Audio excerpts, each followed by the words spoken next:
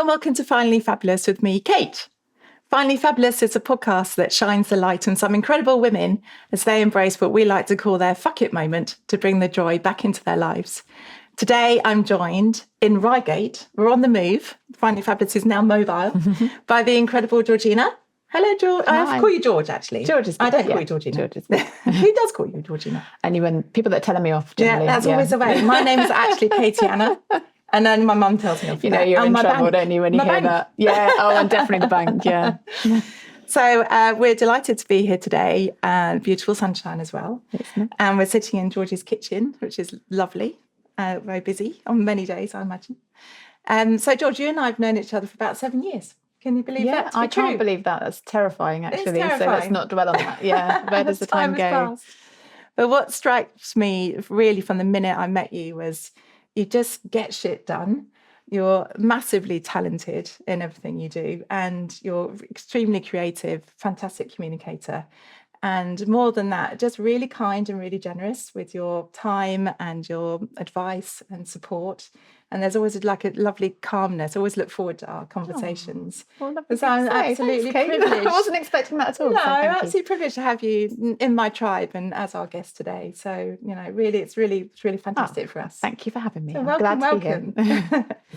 So aside from that, you're also an editor. There's a whole stream of things. You're an editor, you're an author, you're a presenter, you have a fantastically successful YouTube channel. And just in your day life, you happen to have 3 boys as well. So it's a part of your personality trait, isn't it, that you just really like to be busy? And I think that is just as well. Yes, definitely. I'm fortunately one of those people that thrives being busy. And if my workload or life load starts to dip a little bit low, then I take on some massive project. So actually, it's good. Keep busy to stop me taking on something silly is kind of my my approach. So I think, I'm feeling for Stephen already. There was another podcast I did with another friend of ours, and I felt for her husband all along. And I think I felt for Stephen. There's a lot of good husbands out there, definitely. So do you think that's partly from your try anything mindset that you just have? I've definitely, I don't know, I think as you get older, you start to kind of unpick what's driven you and made you the person you have and I suppose influence your decisions. And I've definitely always been a kind of non-linear thinker. Mm-hmm. I approach things generally not the way the majority of the people would in the room, but there's usually a few other people like me that might be thinking a bit differently. A bit more squiggly. Yeah, a bit definitely. And life is squiggly, isn't it? Everyone's life is squiggly. But I always kind of, I try and look for the opportunities, and I think if you're following the same path as everyone else, it's actually harder, isn't it? There's more competition. So if you can think creatively, you can actually find, your way through things, and also some kind of interesting ways to do things. So I've had a fairly diverse kind of career path and life path. And even now, like you said, I'm doing multiple things. So I've got my own media business, but also I'm juggling my YouTube channel, the kids, a bit of publishing on Kindle and Amazon, and just, all sorts really. But that's the way I like it, thankfully. So, yeah. As long as it's where you like it. And I think when you say you just don't follow the same path, sometimes if you think, I just want to do things differently, that ends up being much better for you. Yeah. And it's actually, a lot is about what's right for you and no one else, because it is your life. Definitely. And you're the one who's gone this journey of your life. So if it's not right, change it. Yeah, absolutely. And I think listening to your other podcasts, a lot of the guests have had almost the kind of opposite path to me, where they've had these big corporate careers, and now they're getting to somewhere like I am, kind of running their own businesses and doing a few different things. And I never took that path for perhaps reasons that we'll get to. Yeah. But sometimes I sit there and think, I wonder what it would have been like to have a big corporate career. And maybe actually I could, still pursue that. And actually probably most of the lessons from the women you've spoken to is they're really happy to get out of it and try something different. But it's, I mean, it's not right for everybody. And some people will go back into the corporate life. Some, I do know people who are friends of mine, and they're like, no, I literally could not be a freelancer. I could not. I like to have the structure, and I like to know the routine of what I'm doing, and no one can be paid at the end of every month exactly the same amount of money. And there is a huge appeal to that. I do get that. Yeah. I do get that a lot. But for me, it wasn't going to be the right thing for me. But I was of the generation where it was quite straight line. And, you did think that your career was going to be in a straight line. So to feel like, which is actually kind of bollocks for me to stay because both my parents ran their own businesses. Right, okay. Which is really interesting. Yeah. And I just felt like I had to then do this career path in that's a corporate funny, isn't it? business. I think maybe I watched them and thought, maybe that's a bit tricky, and maybe I do want the stability. But actually, I really enjoyed having my own business. And it was both of my parents who weren't together, they're separate, both saying, do it yourself, you can do it, you can do it. Yeah. And they were right. So you, from very early on, you were discovering your strengths and your creativity and your problem solving. When did you kind of start to realise I've got this that's different to other people? I think I was a hugely creative child, and my parents kind of encouraged me to pursue that in terms of drama and lessons like that. But I had a best friend that lived a couple of doors down from me, who's still a really good friend now, and we just both had that creative spark together. So we had this mad childhood. We had a huge dressing up box, and we used to dress up as all these different characters. We got married. We were a horse. I remember when we got her dad to drive us around the green where we lived, and we recorded on the piano the Greensleeves piano music, played that. But we were just up to mad stuff all day, every day. Like, we had all these characters, and we convinced kids in our neighbourhood we actually were these people. And we come out. Had a lady called Sandra, just all sorts. So that's what we just did, and I absolutely loved it. And actually, as we got older, I remember we did A-level English together, and we used to write plays together. And we used to write plays when we were kids as well. But I just always absolutely thrived on that creativity, and just had endless fun energy for it. And you could never be too creative in a day, really. So anywhere that I've then had the opportunity to continue pursuing that in my life, I have done, even whether or not that's for fun or for work. And with YouTube, actually, it's a bit of both, and I hope perhaps you find this with your podcast as well, that, you do it for the fun and for the joy of it. For sure. And you have to be really careful not to get sucked too much into the algorithms and what you think might give you big hits, and stick to your core reasons for doing it. And I think that's like the longer game to play with it, isn't it? Definitely, because it brings me joy, and I have to remember that the whole reason why I've set it up in the first place. It's interesting saying about what you used to do with your friend, because my older sister and I, we used to learn all the words to songs, and then we used to borrow my stepmom's wigs, and we used to put them on, and we used to pretend we have microphones and be a little girl band. Amazing. And you can still do that. You could still be a band. That's really funny. Possible. Yeah, happy memories. Yeah, so your life has actually had quite a few fuck it's in it, hasn't it, along the way? I think you've just gone, fuck it, let's just do this. How hard can that be? And I think that's the nature of your creative soul, and what's next, and anything is possible. Yeah. And it sounds like a lot of that has come from your dad as well. Yeah, definitely. In fact, that is my dad's mantra, probably in the back of my head, that he always would say, we can do anything, like you've taken on some crazy mission and there's a voice saying we can't do this. And he would always say, we can do anything. And I say that to my kids now when we're on some crazy walk on holiday, or, taking on something where they're thinking, what are we doing? I'm like, we can do anything. We can do anything. And I want them to carry that through life. I think that's really a really good mantra to live by. My mum and my stepdad, they used to go on serendipity drives. So they just used to get in the car with a case in the boot and just at the end of the drive go left or right. And they just had their passports with them. Sometimes they ended up in Italy, like in Europe, wherever they were. They just go, right, we're off for three weeks. Let's just go. Yeah, what fun. Really good. Yeah.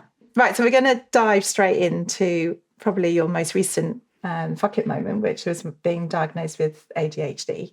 It's much more in the conversation now, which is good, because actually thousands and millions of people have ADHD, and it wasn't recognised through our generations above us. The bad thing for me is people are saying I know it's a bit of a cliche, but I think I've got ADHD, and that's the bad side of it. And it shouldn't be therefore considered a label, because every single person is different, just as every single person is different in life. What prompted you to kind of look into the reason? You said you did some research into it, because there were some things happening that you recognised in yourself. Yeah, I think, like you say, it's much more on our radar. And I think that's probably really quite recent, isn't it, for say the past decade or so. So a GP friend had actually put it on my radar about 10 years ago. Prior to that, I'd known that I was different, but thankfully I had a grounding that I could do anything. So it didn't really matter, because I just genuinely believed that.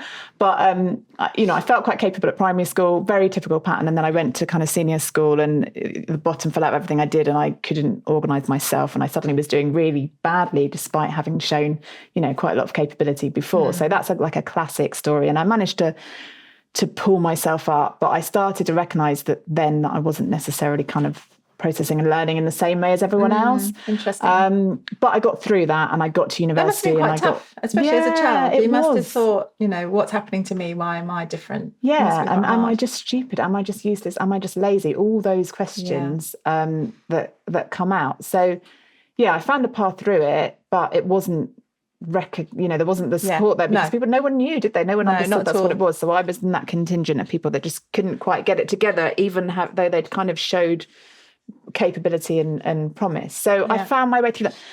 And it's that difficult question, isn't it? Because we talk about labels, but whether or not you want to get a diagnosis or not. And at that age, I think, how would that have changed my path? I built a lot of resilience because I found things difficult, and I found my own way, and it gave me the drive to just find a way anyway, because it wasn't that I was lazy. I wanted to do things. Yes. I had energy and enthusiasm for life, but I couldn't necessarily always do things in the way they were being presented to me.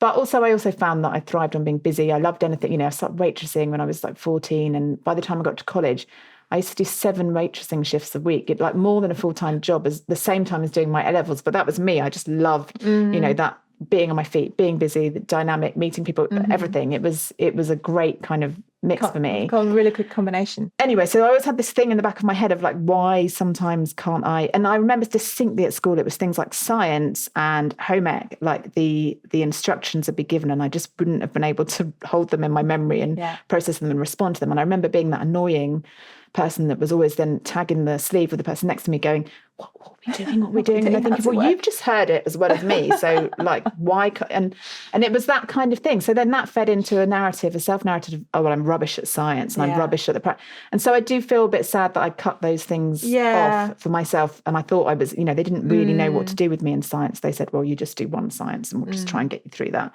But actually, I'm massively interested in science. I'm fascinated by the way things work, and I feel sad that I cut that path off for myself. But actually, I probably would have ended up going down a more creative line anyway. So probably, but it's sad anyway. That anything has to be cut off. Definitely. You can't be good at everything in life, sure.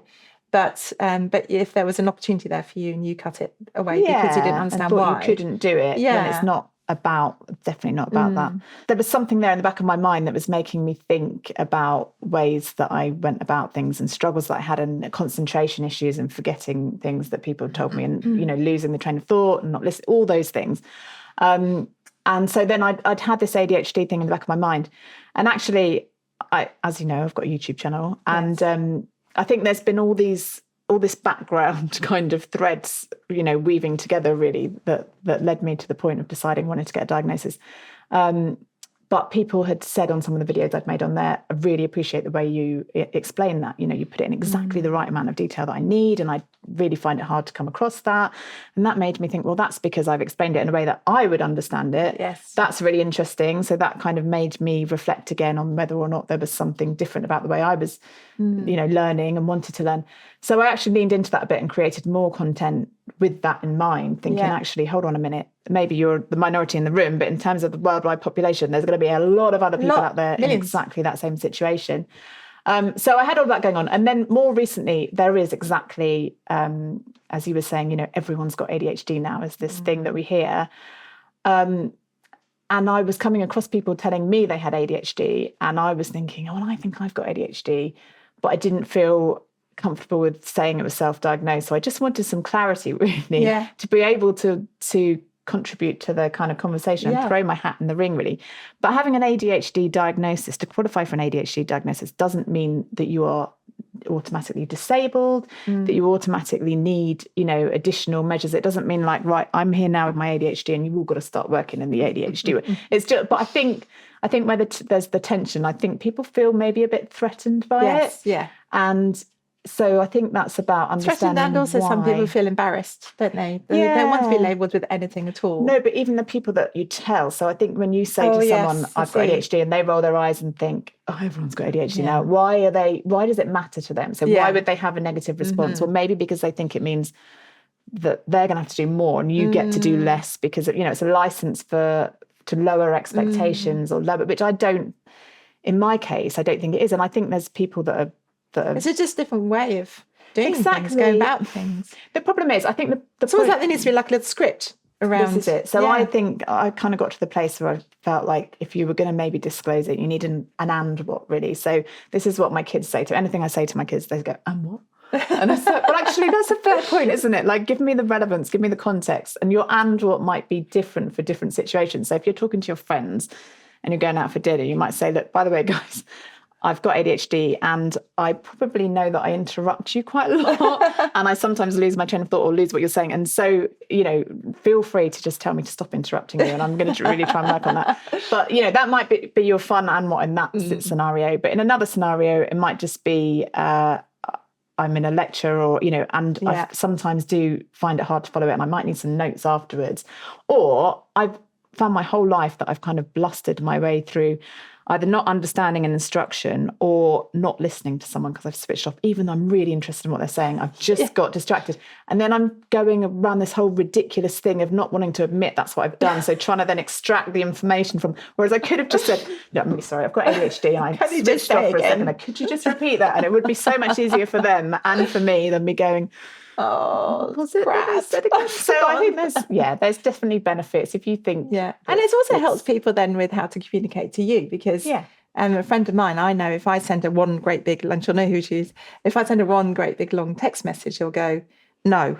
Yeah. And on the long way, I'll go, okay, if I break it down into different sections, then she can go, yes, no, okay, yeah, that sounds great. Let's just not miss out on doing that. Yeah. And, it's just really helpful then to know, for me, it's like, if I need her to know about something, I know how to talk to her. Definitely. And I think, I've only just started to kind of delve into all the thoughts around the subject. And I think the fact is, in terms of neurodivergence in general, our understanding's here and it's probably just going to keep increasing. Yeah. So we've got this imperfect, infrastructure and language for talking about it at the moment. So it's really hard because autism, for example, if you say someone's got autism, it could mean that they need 24-hour care, or it could just mean that they need a couple of, minor considerations to help them, get through their day happily. So there's such a, like we always say the word spectrum, but there is. So I think you have to be really careful. I don't want anything from anyone because of it. But I do think that there's definitely places where it's going to help me to understand a decision-making process. It may clarify a workflow. It may clarify a relationship tension. It's hopefully going to help me help my children navigate the education system. The stuff that I've kind of just started to dip into has been about actually, workflows and people working together. And I think that's really interesting because I think even if you don't have ADHD, you probably definitely worked with someone that has got ADHD. And the particular piece that I was listening to was talking about founders and bosses with ADHD, American podcast. So they were talking about how instead of just sacking the whole team, because that's what they do in America, right? Luckily, we don't really do that so much in the UK anyway, but like, how about you understand better, why these tensions are there? And it was saying that lots of people, particularly bosses with ADHD, find it hard to visualize a project and really give their feedback on it until it's kind of there. So all this work goes in and you get to what the team that's worked on it thinks is like the final point. And the ADHD founder goes, no, now I've seen it. What I actually want to do is this. So we're talking about building workflows that exist in other particularly, expensive places anyway, manufacturing things where you get an early prototype and you say, let's get their feedback much earlier on. And with AI, you can do that now. You can easily create like, this is what it could look like. Now, what do you think? So that you don't have a really disillusioned, burnt out team. And so that and so the whole process is better. Everyone understands why that tension's happening. And it is to do with neurotypes. And it's just part of the process. Just build it in earlier. Yeah. So I think the more we all understand about our neurotypes, the better the better our relationships, our workflows, everything. But as we were mentioning earlier, we were talking about AI and how, everyone's going to quite big lengths to understand how to incorporate AI into their workflows. And yet we don't really understand humans. So we're going to really make sure that we're optimizing how we're working with AI and we're not optimizing how we're working with each other. So actually, given that we're going through such a massive change anyway, why not at the same time look at the whole thing? You've got the different AI systems, so you've got the different human systems, haven't you? So let's look at everything. Let's all think about how we can work better, more efficiently, more peacefully, more kind to each other. Exactly. More there's got to be, So there's nothing to fear from an ADHD diagnosis for yourself or for someone else. I think it's, and definitely like just from what I tuned into in the couple of weeks since I kind of had my diagnosis. I've learned so much. I've understood so much more about myself. I've definitely gained from it. What is it that you think that people could understand better about? Because we talked about just as in life, everyone's unique, and not to just cast people off for anything. Is there anything that we could do to help people understand more, do you think? I think there is a school of thought that thinks people with ADHD are often slower learners. And so that's it. If you're not there straight away, you think, I can't do this, but you can. You may be more likely to become a master of something because you've taken the time. I mean, I distinctly remember this in maths at school, that something would be explained and I didn't. It's kind of like that blind compliance. I couldn't do something just because someone told me to. I needed the why. And that's probably fed into my career as a journalist and an editor as well. And in my communications business now, is you always ask, so what and why? And I always want to understand things at a level of detail beyond what it's being presented to me at usually. Yeah. And I was the same actually at maths, because I struggled and I was like, but why do you have to do it like that? Why is the formula? And in the end, I was like, I'm just going to learn the formula. Yeah. I know, and that felt like you had to dig in. I wasn't getting the answer. But that in itself is a good lesson. Sometimes you just need to learn the formula because you've got this like drive to just, it doesn't make it right in that situation. So it's knowing when to apply that, knowing when to apply your, your neurodiverse thinking, and knowing when to just toe the line, because otherwise you're going to be impossible, aren't you? So I think I got to the same place with maths, but I understood that I would, if there had been another class I could go to where we spent longer on it and they told me why, that's what I wanted. I would have understood that. So when you talk about your like business life and your home life and everything that's going on, just being busy, and that's how you like it and everything. You've got 3 small boys. Well, not so small now. They're like they're teenagers now, aren't they? Yeah, they used to be small, they're not now. And Casper, obviously, he's nearly 5. Yeah. And you now have a diagnosis for him of autism as well, don't you? And how do you find that? How are you managing that? How are you seeing that come out? Yeah, so I suppose that's the other side of the coin of kind of having an ADHD diagnosis when you're living a full life, and it helping to guide you a bit and helping you to understand a bit more about yourself. But he presented with a speech and language delay, quite a significant one. And actually he was fine. And then he did this thing where his language stopped developing. And that was making life pretty tricky for him. He was an August baby. He was supposed to start school. And so it was a real, he had significant challenges because of it. And the way his speech and language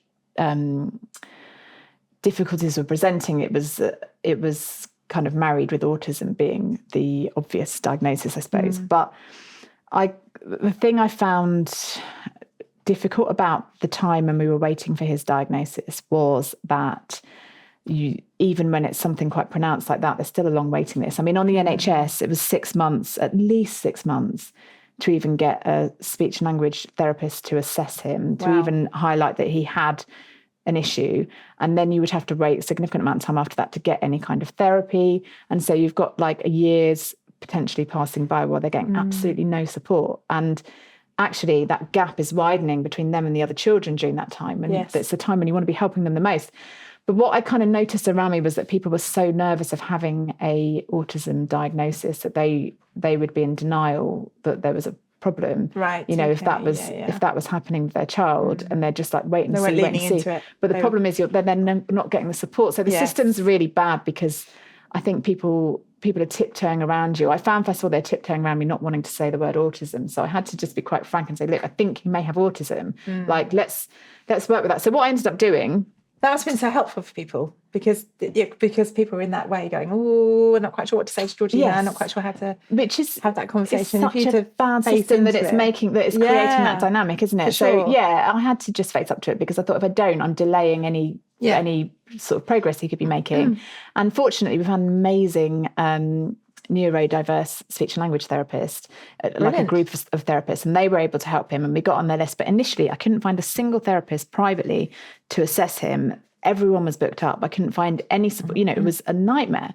And I was thinking, I'm not an expert in this. No. But luckily I managed to get a friend of a friend came out of retirement to assess him. And then we got into this group that specialised in neurodiversity. But at that point, he didn't have the label. He didn't have an autism diagnosis. So I just had to say, well, from all the evidence I can see, I think that's probably the case. Let's go with this. It's not going to do any harm. And he made such amazing progress in that 6 months. before we'd even got into the NHS diagnosis. So I actually, a bit like you, where you're saying your friends say, oh, you should start a podcast. Once I get into a subject, I'm fully into it. And I was talking about it, and people kept saying, well, you know so much about this now. You've learned so much in that time. You should write a book. I thought, oh, okay, all right then, I will. So I wrote a book about it. It's good. It's really just for anyone else in the same situation. But the point I wanted to make was just about that 6 months. So it's like 6 months to speech, to show the progress he made, just to share our experience of the progress he made and what we learned in that time, to show that you can't afford to sit and wait and worry about the label. And that was where the label was, not having the label would hold people back, I think. Yes. Whereas really, you should just be able to look at the way someone's presenting and say, this is the help they need now, let's go. Rather than being held back by, so we know that the label system is problematic, and I think at each end of it. But yeah, it is. And so for Casper, now he has that diagnosis, he knows that himself. Well, he will know it when he's older, and he'll now be able to early on be able to navigate his journey in a way that's going to be right for him. Yeah, absolutely. And it's he's made amazing progress because of having that right support. And I mean, there's lots of flaws with the system, there's lots of challenges, but definitely understanding's growing. The amazing business that I worked with that are literally specialising in helping neurodivergent children, they're amazing. Like, there's loads of brilliant people out there, who are brilliant at working with neurodivergent people. And, for all the challenges, there's lots of hope, and there's lots of, research and Casper's doing like brilliantly. He's making amazing progress in his own time, in his own way. And he's not, he's funny and gregarious and confident. And so it's like you hear the label and you've got this idea of who he might be, which is definitely not. He's him. Just, as a lady at nursery said to me the other day, there's only one Casper, and that is so true, but he's so brilliant. And you think you know about parenting, and then you get like a completely different kind of experience, but it's still amazing. So good for you. I can see how proud you are of that whole thing, and you should be. It's really fantastic that you lent into that and made it right. And thank you for writing on a book for everyone else. Yeah. Well, it's free. It's free. The ebook is free. So go check it out on Amazon. We will.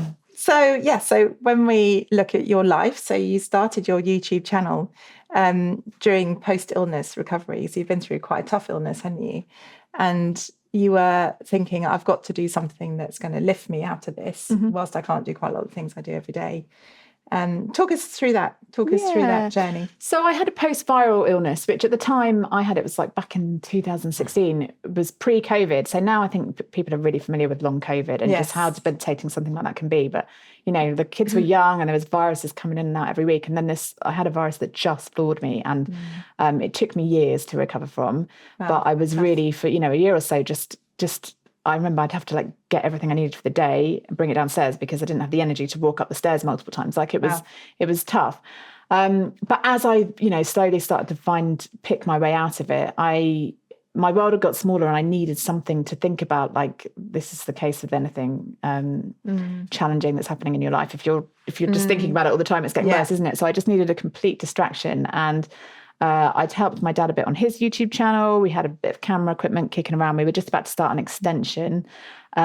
So I thought, why not make some videos and document, some of it and have some fun and get tap back into that creativity that I had as a child that I loved. One of the things as well was that I was looking at YouTube and I was seeing young sort of women on there. And the thing that frustrated me is that they were all talking about interiors and makeup. Of course. And I thought, well, I'd really like to do that, but I don't want to talk about either of those subjects. And so I just thought, I'm going to go and be someone that's talking about, a woman online talking about something other than that. So we happen, like I said, to be doing our extension. So I like finding out. I like myth busting. That's a good one. I think there's so many myths online. I like your myth busting ones. Yeah, and I feel like we're getting to a stage now. Can you think of one? Oh, so we did one about... this is dressed up as a myth, but we were talking about opening your windows for damp and mold in the winter. And a lot of people don't do it because they're worried about, that it's that you're going to lose all the heat from your house. Yeah. But actually, it's a really good way of bringing in the fresh air and of often, depending on the temperature outside, of actually you get the cold air in and you let the moist air out, and actually it's cheaper to heat that. So it's not, a lot of people were kind of rolling their eyes when we shared this and saying, well, of course, everyone knows that. I feel like YouTube's a meritocracy, and I think probably podcasts the same. You can produce really good content and it can succeed because it's great content. Whereas there's a lot of it where you've got to be doing gaming or selling something, gaming the system or, Yeah. Well, congratulations on your YouTube channel. Thank you. 7 million views. 30,000 overall. subscribers. You know, that's no mean feat. That's like fantastic that you've done. Thank you. And it's called, give us the sales pitch. It's just, well, do you know what? It's been through various iterations. I remember that being really fixated on that when I launched it. What am I going to call it? Yeah. And then in the end, I was like, it's just my name. I think I went through a small stage of calling it Just George. But now it's just Georgina Bisby DIY. So that's really good. Not just Georgina Bisby. Georgina Bisby. Yes, I'm a very bad juster and I'm working on it.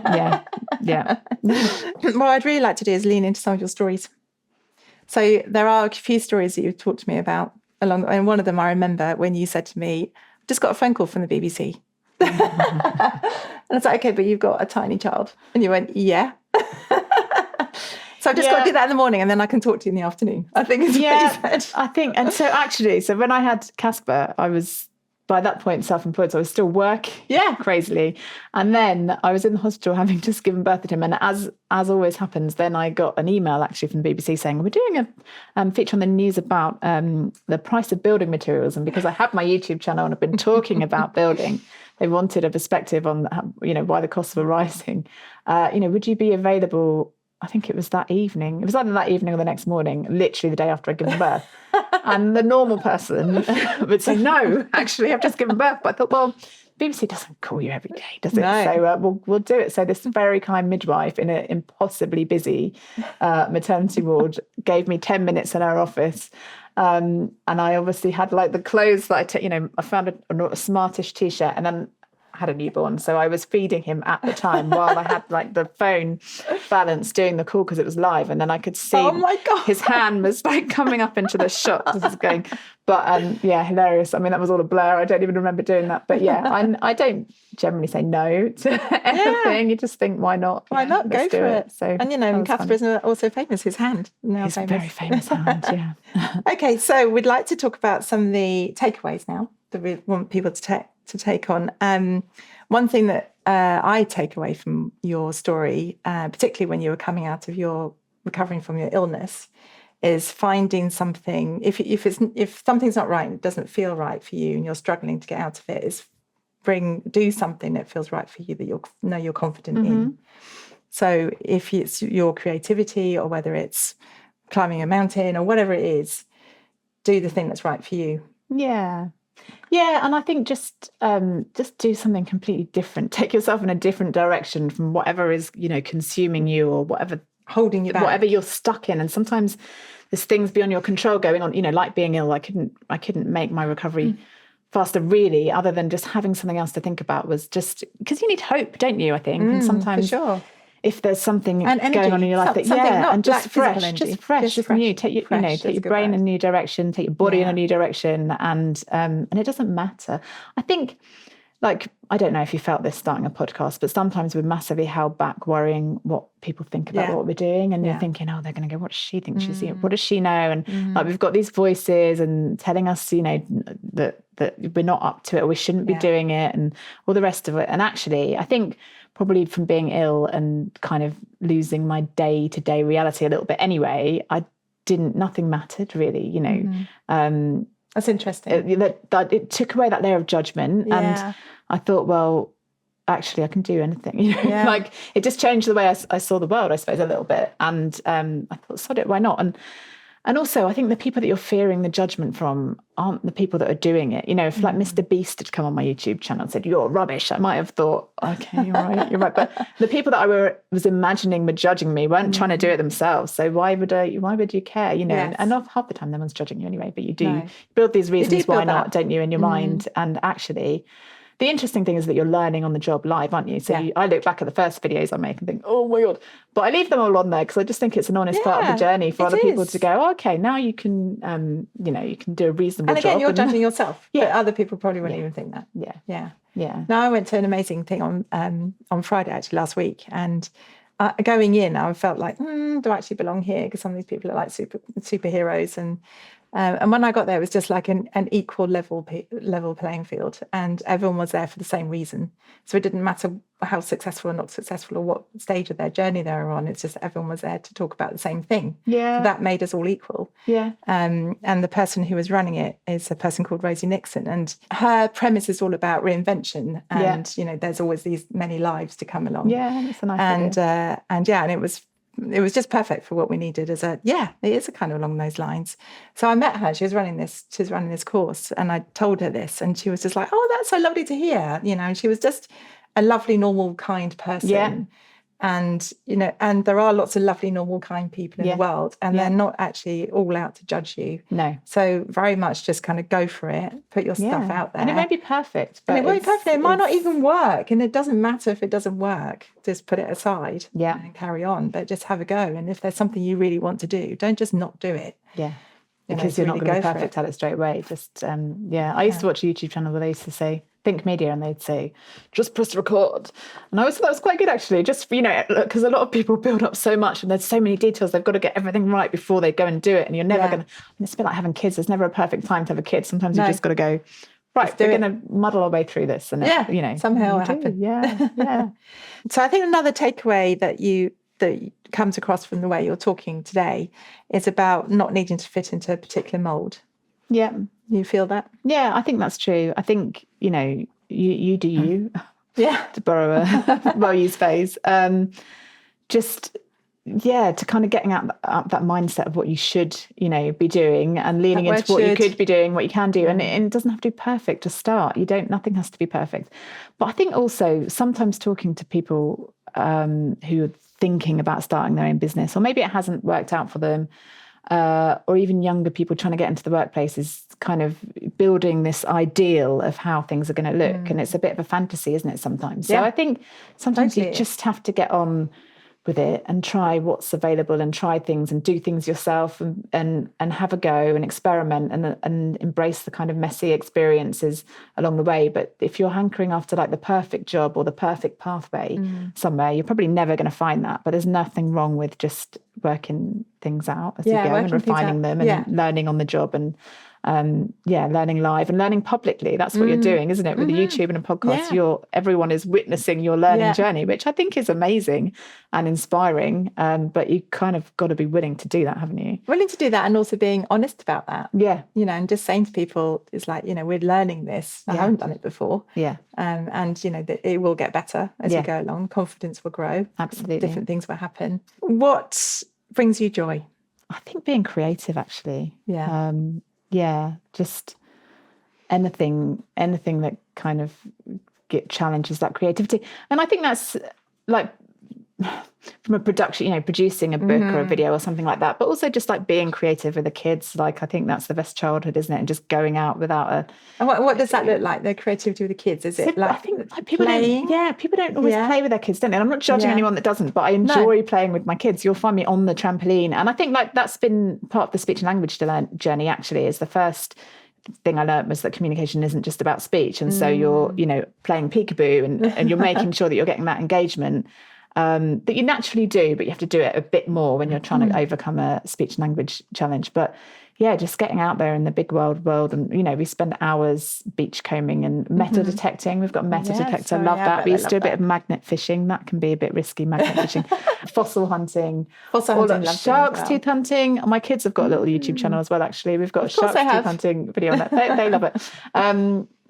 Just being in the outdoors, being creative, not having a defined, plan that we have to follow, just being free. Yeah, being free. Maybe.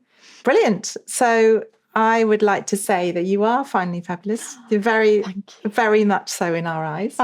Thank you so much for sharing all your stories today.